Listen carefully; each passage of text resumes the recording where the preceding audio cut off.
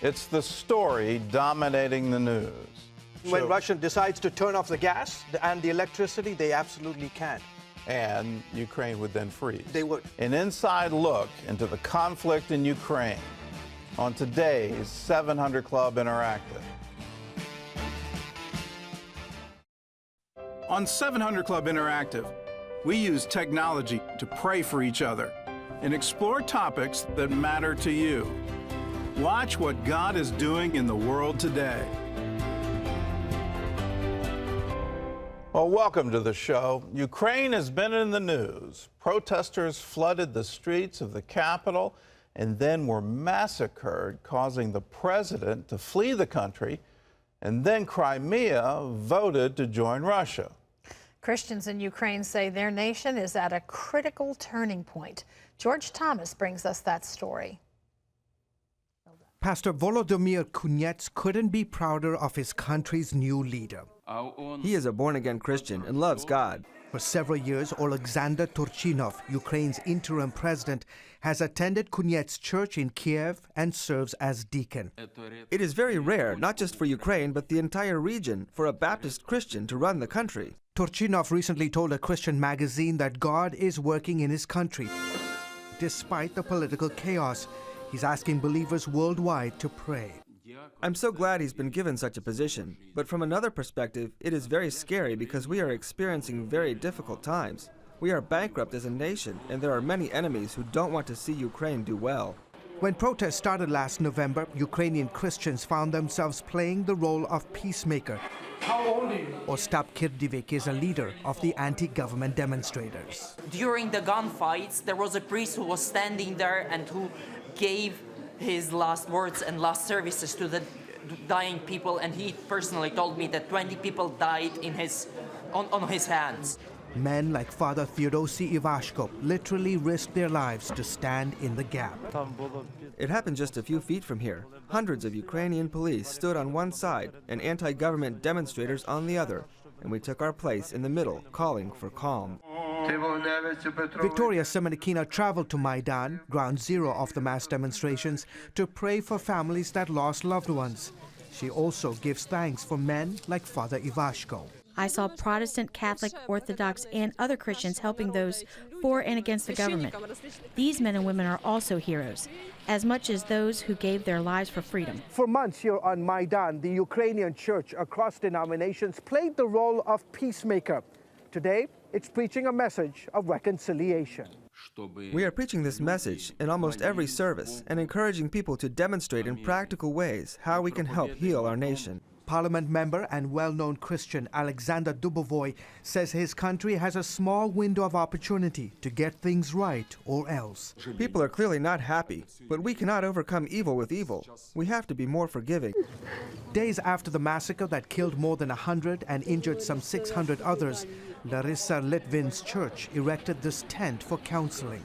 So many people have come for prayer. Entire families with children are coming and asking how they can help move our country forward after all the violence and bloodshed. This is a critical moment for us. One that Litvin and believers here say must be covered in prayer and forgiveness. George Thomas, CBN News, Kiev, Ukraine. Well, George Thomas is with us now for more on this story and an in-depth look at it. George, tell us, why is Crimea and particularly Sevastopol, why are they so important to Russia?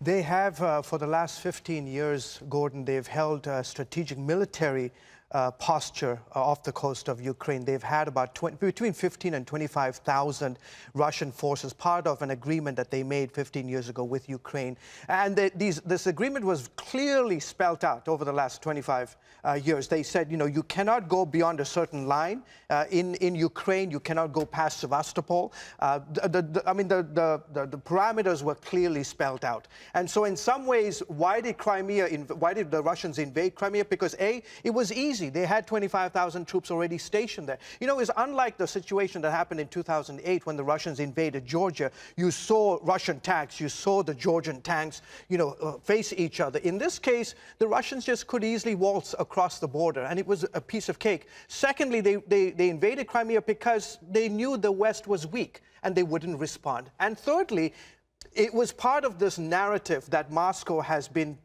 peddling pretty much since November, that ethnic Russians across the former Soviet Union are under duress. They're being persecuted. And they saw what happened in Ukraine, what happened to what they called the coup d'etat in Kiev, and they said ethnic Russians are being persecuted across Ukraine by a fascist government backed by the West. We need to protect them. We need to go into Crimea. But it is true that Crimea has a majority Russian population. They do, 60%, correct. And that's why the vote went the way it did. Oh, absolutely. I mean, the Tatars, who make up about 12%, about 250,000 of them, and the rest are pro-Ukrainian. They sat out. They boycotted the vote as expected.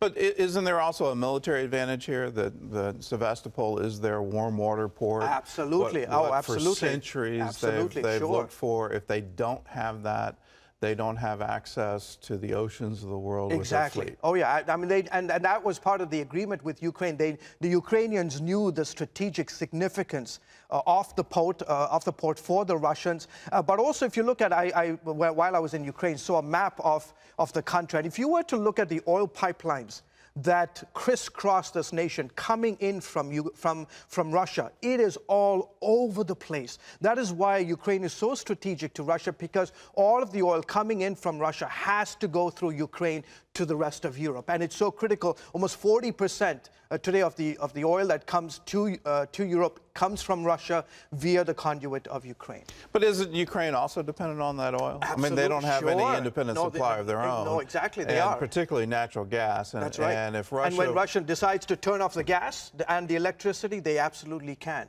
And Ukraine would then freeze. They would, yeah. That's the precarious situation that Ukraine finds itself in today. Why? And that's why the United States is saying, listen, let's help complement in terms of release the dependence on Russian oil. Let's begin to export to Europe, continental Europe, as well as to Ukraine. That's going to take a very long time to happen. But what do we do in the meantime? No, there's no pipeline. No, there isn't. So. No. And the challenge is to try and wean Ukraine and Europe off of Russian oil is going to take a long time. And if you ever try to build a pipeline, all Russia does is undercut your price. Exactly. Yeah. So from an economic standpoint, is that ever viable? No, it's not. No, I mean, and that's the challenge that today Ukraine and the West is facing with trying to deal with the situation. I think there's another subtext here. Why is Ukraine being loyal to Russia? Why is that so important for Russia? Well, I mean, there's a historical, I mean, this is all part of one former Soviet Union. There is that, I interviewed many Ukrainian families in Kiev who had this affinity to Russia because their parents remember the old Soviet times, and they have that connection, that ethnic connection. Whereas the young folks, who were the majority, who between 18 to 35 that protested on the streets of Maidan in downtown Kiev, the majority of them were young folks, and they didn't hold the same kind of affinity that they had with Russia, and so they wanted to join the European Union. They wanted to, release themselves from that tethering with Russia. But if you go to the eastern parts of Ukraine, it still is a stronghold. They have, that affinity with Russia.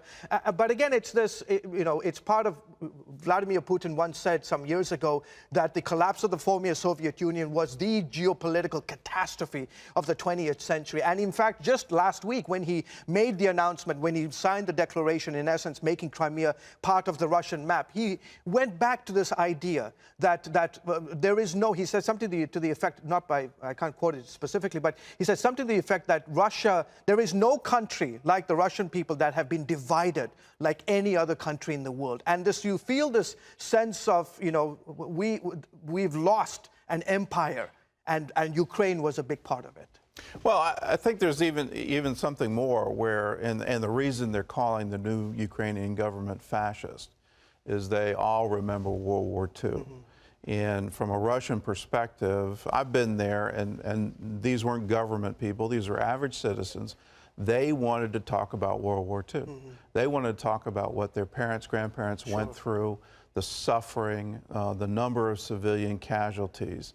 And isn't there just a compulsion, if you will, to have a buffer zone so that never happens? If there's going to be another war with Europe, it's going to happen in Poland, it's going to happen in Ukraine, it's going to happen in Estonia, Latvia, all those countries. It's not going to happen on Russian soil. Yeah, absolutely. And, and I think part of the a part of the debate that was raging since last November was this idea that, why should, at least in Kiev and the western parts of the country, why should we be beholden to Russia? Why should we continue to have this economic tie? Can we not, have the freedom, have the liberties, and be free of the injustice and the corruption that's taking place within the society? And people, I heard this over and over again, and the political analysts will tell you that Putin was incredibly upset that this coup d'etat, in his opinion, took place last November, because he was days away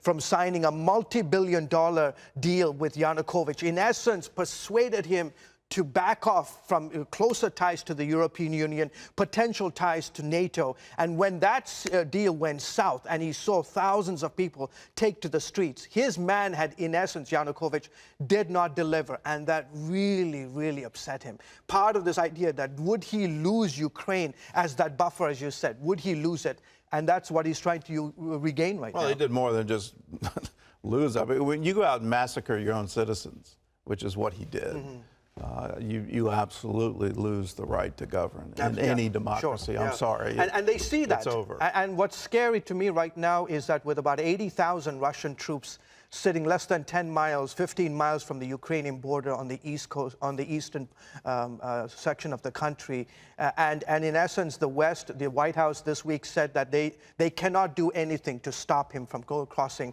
that border. And my fear is that, unlike Crimea, where he waltzed across the border, I think the folks in eastern Ukraine will put up a fight. It will be a fierce fight. They will get slaughtered in the process, but it's not going to be like Crimea. The Russians, I've been to Kharkiv and Donetsk. They're itching for a fight. They say if those Russian troops come across the border, we are ready to die. Unlike in Crimea, like they did this week, when the soldiers, basically 189, within 3 weeks, 189 military bases in Crimea were taken over by the Russians, with the Russian flags being hoisted. You're not going to see that in eastern Ukraine. There's no way. Is that why the church is praying for reconciliation? And I'm amazed it's across every denomination, whether it's Catholic, Greek Orthodox, Russian Orthodox, evangelical, all of them praying for reconciliation. Absolutely. And having spent many weeks on Maidan, you get the sense from both those who organized the protests, they have such high respect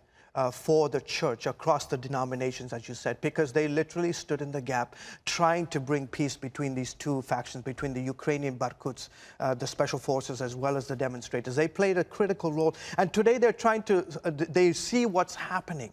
And they are praying, they're fasting, and they're asking people, listen, we have to come to a peaceful resolution to the situation. And what's really beautiful is that you have seen it, as you mentioned, Gordon, you've seen it across the denominations, where the Greek Catholic, the Greek Orthodox, the Russian Orthodox have stood with their Ukrainian Orthodox against the Russian invasion of Crimea. They are united, but the key is everybody's watching, as I mentioned to Terry off screen here, everybody's waiting for the other shoe to drop. When is Russia? What's Russia's next move? Will they go into Moldova? Will they take an eastern chunk of Ukraine? That's the big... You have to also realize quickly here, Gordon, look at Crimea. If you look at a map of Crimea, the only way for them to get access to Crimea is to the southern part of Ukraine. They can't, there's no land connection between Ukraine and Russia. They have to have access to the southern corridor north of Crimea. And so if that continues to be in Ukrainian territory, how's that going to happen? And so the analysts are talking about the potential of Russia moving its forces across the border, the southeastern quadrant of Ukraine, so that they will have access to Crimea. All right, well, let's pray. Let's join with the church in Ukraine, praying for reconciliation. From where I'm sitting, I think that's the only way to peace. Well, if you want to know more about Crimea, all you have to do is follow George's Facebook page. It's at facebook.com/George Thomas Reporting. And you can always be kept up to date on the latest headlines by going to cbnnews.com. Tara? Still ahead, a city that the Egyptian government hid from the world. Find out why and what happened when their secret was revealed. grandpa named Pop, right? He died when I was your age. I saw him in heaven. What if an ordinary boy Is this him? That's Pop. Your son had a near-death experience. discovered the answer to life's most extraordinary question? Do you think my son went to heaven? He told me everything was all right. Based on the incredible true story. We all want to be supportive. I want to believe him. But everything he talks about is impossible. Will you believe? You saw heaven? It's beautiful. Heaven is for real. See it this Easter. Rated PG. I was having some pains between my shoulder blades. At that point, everything changed. Diagnosis, pancreatic cancer. First, there was prayer. The second is to fight. As soon as we walked through those doors at Cancer Treatment Centers of America, all my anxiety left. The pastoral care here is based on the Bible, based on the Word of God, just as it is at our own church. When you combine the great medicine with the spiritual resources we have, it provides the patients with something that really can make a difference. You got a pastor right there on staff praying with patients, whether it be scripture or whether it just be a word of encouragement to say, God's got this. If you or someone you love is fighting complex or advanced stage cancer, go to cancercenter.com/faith. You'll learn how our treatment results compare to national averages and see a list of insurance plans with which we've worked. Advanced medicine and technology, the warm embrace of the Spirit. I firmly believe God led me here. Call or go to cancercenter.com. Cancer Treatment Centers of America. Care that never quits. Appointments available now. You had a grandpa named Pop, right? He died when I was your age. I saw him in heaven. What if an ordinary boy Is this him? That's Pop. Your son had a near-death experience. discovered the answer to life's most extraordinary question? Do you think my son went to heaven? He told me everything was all right. Based on the incredible true story. We all want to be supportive. I want to believe him. But everything he talks about is impossible.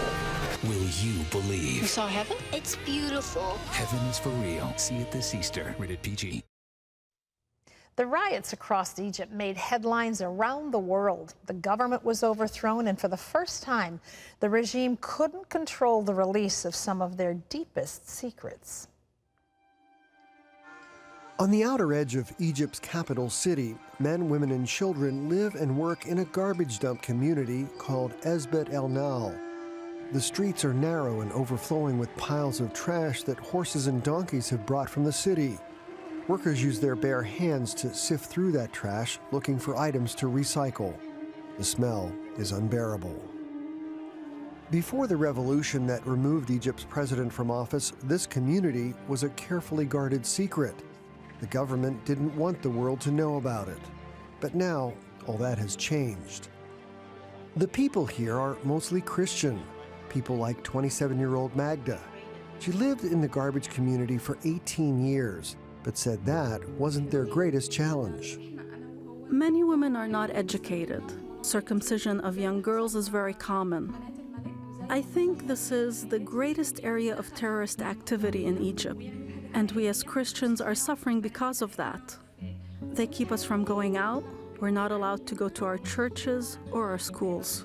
Magda lives with her family and thousands of others in these unfinished buildings at the dump, so there's no escape from the stench and filth when they return home from a hard day's work. Most in this community suffer from skin diseases, bronchitis, asthma, and other respiratory illnesses. With little money and few doctors, medical care is a luxury few can afford. That's why Operation Blessing decided to send medical teams into the community on a regular basis to care for the residents. And to help young women like Magda confront a culture that has made them into second-class citizens, Operation Blessing supports a ministry called King's Daughters, also known as KD. Here, the staff provides physical and spiritual care to hundreds of young women and teenage girls. They also provide counseling, education, spiritual guidance, and skills training. For Magda, being a part of KD has meant finding hope. I had no relationship with the Lord before I joined KD. When I joined, everything changed. This is what the Lord wanted for me. God loves all people around the world, and having an opportunity to bring the hope and the love of Christ into the midst of difficult circumstances is an amazing thing. We want you to be a part of that. Will you join the 700 Club and be a part of what we're doing around the world? It's so easy. 65 cents a day, $20 a month makes you a 700 Club member. We have lots of club levels you can join at. This is just one part of the world where we are bringing the message of God's hope and new beginnings to people who are in desperate circumstances. If you'd like to do that, the power of one person to make a difference is amazing. Go to your phone and call that number. It's 1-888-777-1999. Just say, I want to join the 700 Club, and we welcome you to the work that is going out from here around the world. Well, when Muslim rebels attacked Christian villages in Sudan in the late 1980s, thousands of children fled in terror. They trekked 1,000 miles across Africa, barefoot and starving. Thousands died on that journey, but Abraham Deng was one who survived. This is his remarkable story. The enemy was running after us, and my best friend was older than me. He told me, Abraham, let's jump into the water and cross to the other side. But I told him, no, I would not, because I did not swim. Abraham Deng was just 10 years old when he and thousands of other children were driven from refugee camps in Ethiopia. So we jumped into the water and we crossed to the other side. And I thought I was going to die on the other side. They found that about 2,000 lost boys and girls died in the river as a result of enemy attack, shooting here. And some were eaten by crocodiles, and some got drowned because they didn't know how to swim. This wasn't the first time Abraham's life was threatened. The danger began the day he fled from Islamic militants attacking his home village in Sudan. He was just 6 years old. As we were attending the cattle, we heard the sound of guns, and we tried to come back to the camp, but we met some of the guys, kids who were running into different directions, and they told us not to go to the camp because we would get killed.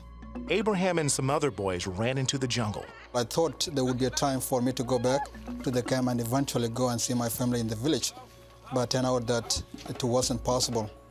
So we'd stay in the jungle. Most of the children were young men and boys. They became known as the Lost Boys of Sudan. Abraham didn't know why he'd been separated from his family. He missed them and wondered if he'd ever see them again. Then a man came to their camp and gave him a message of hope.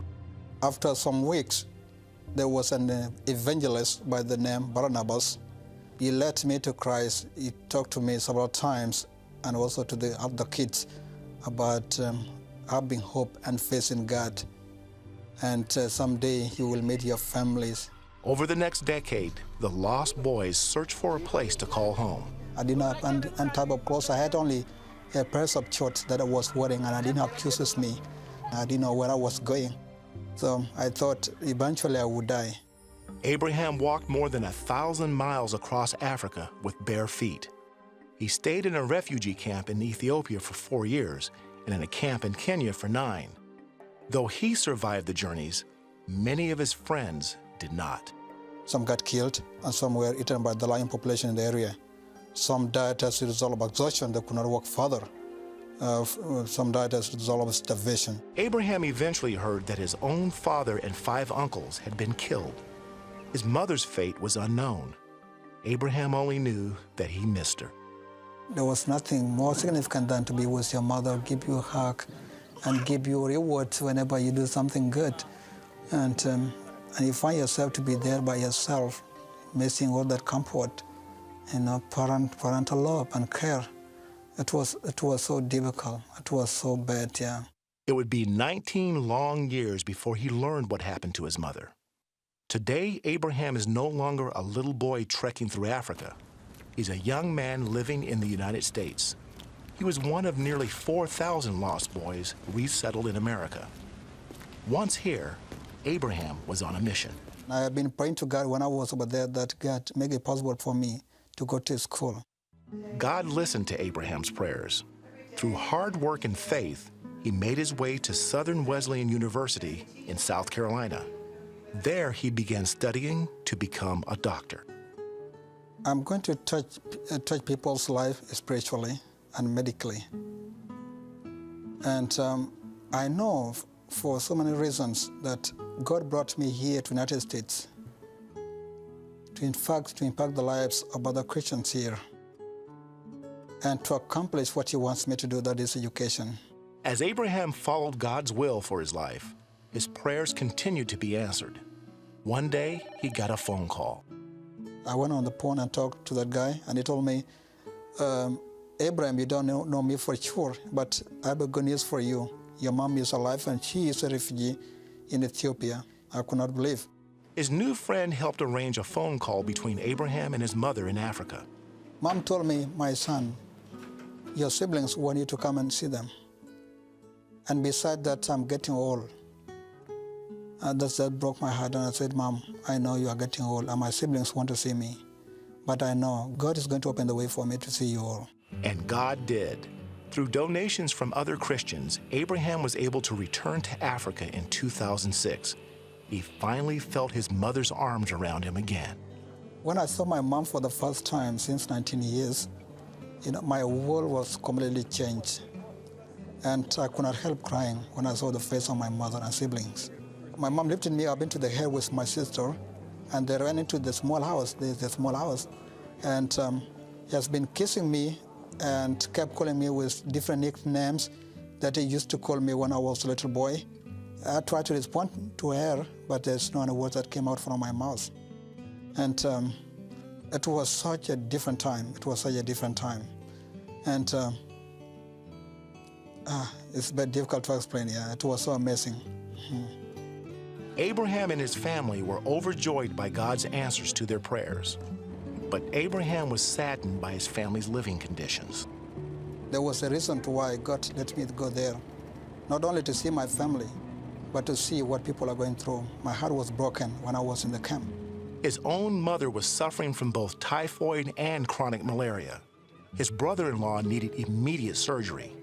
Fortunately, enough money had been raised for Abraham to pay for the surgery and to help many others. But Abraham wants to do much more. I give my life to God and say, God, use me with whatever you want me to do, with whatever you want of me, so that people have to come into your kingdom. And that's what I consider myself. And the reason I want to be a doctor is because there is a great need of doctors in my country. People die because of simple diseases. People die with no hope. And if I become a doctor, as I know, I have to impact the lives of these people. I have to tell them about God, and to take care of them medically. And if one dies because all of us will die, I will give them that hope to die in Christ. So that's what my mission is. And I know God is going to let me accomplish that. Abraham has returned to college to finish his degree.